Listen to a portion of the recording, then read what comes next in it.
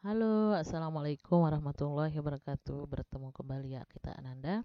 Masih di materi gerak dan gaya. Ini bagian keduanya, yaitu tentang gerak lurus. Kalau kemarin tuh gerak tumbuhan dan hewan, sekarang ini gerak benda yaitu gerak lurus ya. Sebelum mulai, marilah kita buka dengan sama-sama membaca basmalah. Bismillahirrahmanirrahim. Oke, kita masuk. Apa itu pengertian gerak? Ya, apa sih gerak? Nah, benda dikatakan bergerak apabila kedudukannya berubah terhadap titik acuan. Pada gambar di samping, kalau kalian lihat ada orang yang bersepeda, ada kedudukan awalnya yaitu -4, kemudian ada kedudukan akhirnya yaitu 4. Jadi, ada perubahan posisi di situ ya. Nah, kedudukan awal ini disebut dengan titik acuan. Ingat ya, titik acuan. Nah, gerak adalah perubahan posisi suatu benda terhadap titik acuannya. Jadi, benda itu dikatakan bergerak itu kalau ada perubahan posisi, dia berpindah gitu ya. Tapi tergantung dari titik acuannya, ya. Sejauh mana dia berpindah tergantung dari titik acuannya. Nah, kemudian ada yang kita kenal dengan gerak semu. Apa sih gerak semu? Gerak semu itu adalah gerak tidak nyata yang dihasilkan karena gerakan pengamat. Jadi, gerakannya nggak nyata ya, tidak benar. Tapi yang bergerak sebenarnya adalah pengamatnya. Nah, benda itu sebenarnya diam tapi terlihat bergerak karena gerakan yang dilakukan oleh pengamat atau orang yang melihatnya ya. Contohnya matahari terbit dan terbenam. Sebenarnya matahari itu diam, yang bergerak itu adalah bumi. Nah, kita juga ikut bergerak akhirnya pengamatnya ya. Sehingga matahari terlihat seolah-olah bergerak ya, seolah-olah ini berarti bukan gerakan yang sebenarnya. Itulah yang disebut dengan gerak semu. Banyak ini contohnya dalam kehidupan sehari-hari ya. Oke, selanjutnya kita akan mengenal apa itu jarak, perpindahan, kelajuan, dan kecepatan. Nah, sebelumnya kalian lihat video ini ya. Gerak pada benda. Seorang anak bergerak 5 meter ke kanan, kemudian kembali lagi ke posisinya semula seperti yang terlihat pada gambar berikut. Berapakah jarak yang ditempuh oleh anak tersebut? Berapa pula perpindahan yang dilakukan oleh anak tersebut? Dalam video ini, kita akan membahas tentang gerak pada benda, di mana materi ini membahas tentang jarak, perpindahan, kelajuan, dan kecepatan. Namun, bagi Anda yang baru berkunjung ke channel ini, silahkan subscribe terlebih dahulu, agar Anda tidak ketinggalan update video terbaru yang dapat menambah pengetahuan Anda.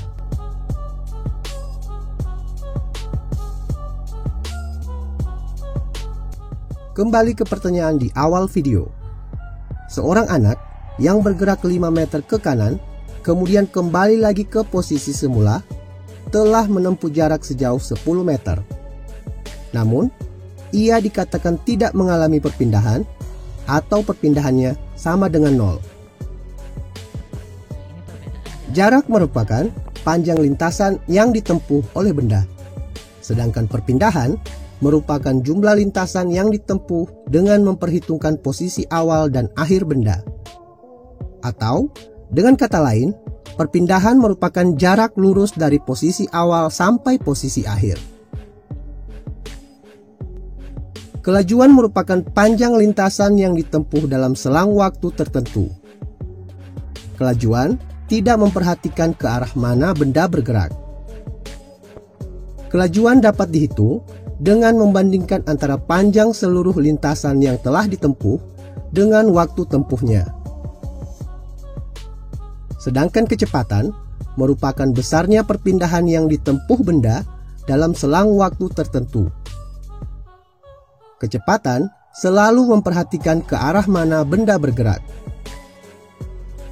Kecepatan dapat dihitung dengan membandingkan antara perpindahan yang ditempuh oleh benda dengan waktu tempuhnya. Meskipun kelajuan dan kecepatan memiliki perbedaan yang mendasar, namun secara matematis, rumus umum dan satuan keduanya tetap ditulis sama, yakni V sama dengan S per T. Di mana S adalah jarak atau perpindahan benda dalam satuan meter, dan T adalah waktu tempuh dalam satuan sekon. Sedangkan V adalah kelajuan atau kecepatan dalam satuan meter per sekon.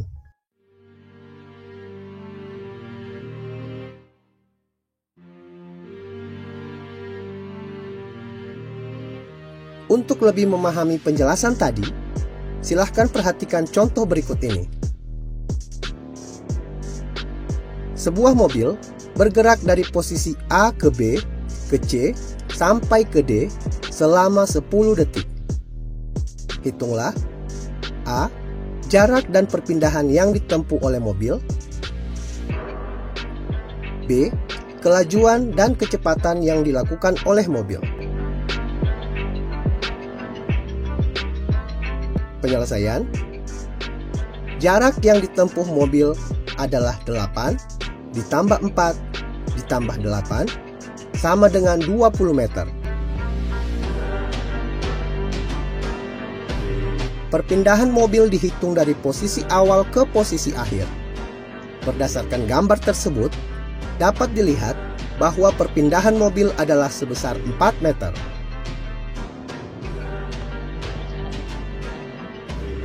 Kelajuan mobil adalah 20 per 10 sama dengan 2 meter per sekon. Angka tersebut diperoleh dari 20 meter merupakan jarak yang telah ditempuh oleh mobil, sedangkan 10 adalah waktu tempuh yang dimiliki oleh mobil.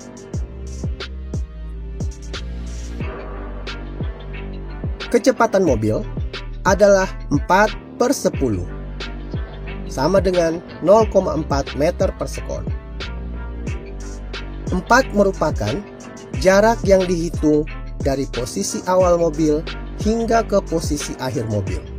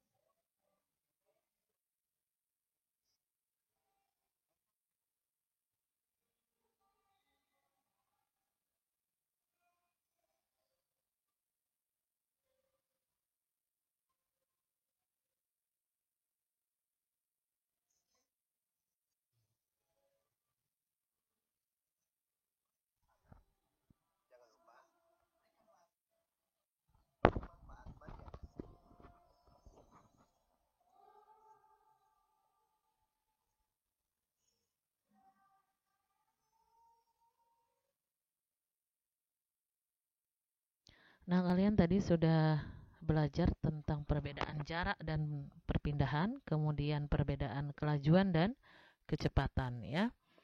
Nah, sekarang kita masuk ke gerak lurus, masih nanti seputar jarak, perpindahan, kelajuan dan kecepatan ya. Gerak lurus itu adalah gerak yang lintasannya berbentuk garis lurus. Jadi lintasan itu jalannya ya. Ya, jadi kalau lintasan atau jalan yang lurus itu disebut dengan gerak lurus. Ada dua jenis pada gerakan garis lurus, yaitu gerak lurus beraturan GLB ya. Yang kedua, gerak lurus berubah beraturan atau GLBB. Ini yang akan kita pelajari hari ini ya. Selanjutnya yang pertama itu gerak lurus beraturan atau GLB. ada kata lurus dan beraturan. Nah, GLB ini adalah lintasannya lurus, gerak yang lintasannya lurus, namun kecepatannya itu tetap atau disebut dengan beraturan di situ ya. Kecepatannya tetap, artinya tanpa ada percepatan atau percepatannya nol ya. Nah, garis bawahnya adalah kecepatannya tetap ya untuk GLB ini. Nah, seperti apa contohnya? Seperti ya salah satunya adalah mungkin orang yang naik motor pada lintasan lurus kemudian dengan kecepatan yang tetap, itulah GLB ya. Atau gerak kereta api itu biasanya GLB ya. Orang yang sedang baris berbaris itu juga kecepatannya tetap biasanya, sehingga bisa disebut GLB. Nah, grafik GLB itu seperti ini. Di grafiknya datar karena kecepatannya tetap. Nah, ini tolong diingat, grafik GLB ini datar seperti ini. Selanjutnya rumus GLB. Pada gerak lurus beraturan atau GLB ada persamaan yang berlaku. Hanya satu sebenarnya rumusnya, yaitu V sama dengan S dibagi T. V ini kecepatan, S ini jarak, T ini waktu, time ya. Tapi ketika S yang ditanya, rumusnya berubah menjadi V kali T. Ketika T ditanya, rumusnya berubah menjadi S bagi V. Itu aja ya, salah satu aja yang diingat ya. Nanti bisa dirubah sendiri. Nah, ini rumus yang digunakan tadi di video pembelajaran tentang jarak itu ya. Contoh soalnya adalah Rudi berlari selama 10 menit dan menempuh jarak 1,2 km. Kecepatan Rudi berlari adalah, nah jadi yang ditanya adalah kecepatan, berarti V. Apa aja yang diketahui? Kita tulis. Yang diketahui ada waktu, T sama dengan 10 menit. Jadi waktu itu T sama dengan 10 menit. Nanti harus dirubah ke sekon. Berarti dikali 60. Sekon ini detik. 10 dikali 60 ya, karena 1 menit itu 60 sekon. Nah, jadinya 600 sekon. Kemudian ada jarak. Jarak itu lambangnya S. Tulis S. S sama dengan berapa? 1,2 km. Kilometer ini harus dirubah ke meter karena satuan internasional untuk jarak atau panjang itu kan meter. Sedang untuk waktu tadi sekon atau detik. Nah, ketika dirubah kilometer ke meter dikalikan 1000. Kalian sudah tahu kan cara merubahnya? 1,2 kali 1000 itu hasilnya 1200 meter. Nah, sekarang sudah berubah satuannya ke satuan internasional. Kita jawab. Kita tulis rumusnya, karena V yang dicari, V sama dengan S bagi T. S-nya ditaruh 1200 meter dibagi per 600 sekon.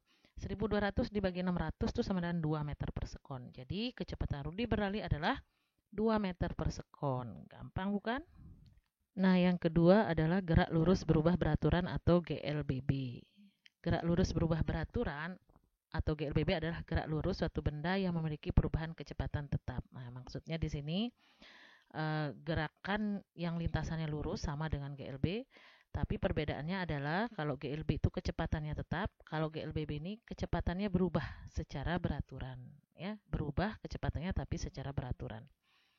Nah, gerak lurus berubah beraturan terbagi menjadi dua bagian, yaitu GLBB dipercepat dan GLBB diperlambat. Nah, GLBB dipercepat ini gerak lurus suatu benda dengan kecepatan yang semakin bertambah.